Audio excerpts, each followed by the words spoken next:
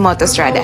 And alam nyo ba na mayroong MV Agusta dito? Right after the event proper, umakyat na agad ako sa second floor ng Motostrada dahil doon ang showroom ng MV Agusta. So ayan, una natin ginawa is mag-high check because hindi naman natin to pwedeng i-test dahil nasa showroom and hindi pa activated yung mga motor na to. Maganda rin yung motor. Kahit sa 1,000. Dati hindi ko naiintindihan. Dati para sa akin mga motor easy to. Lalo na pag ang gaan na naman. 175.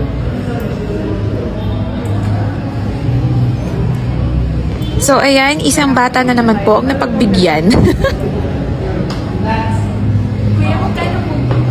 Nasa 900. Meron na ako 90.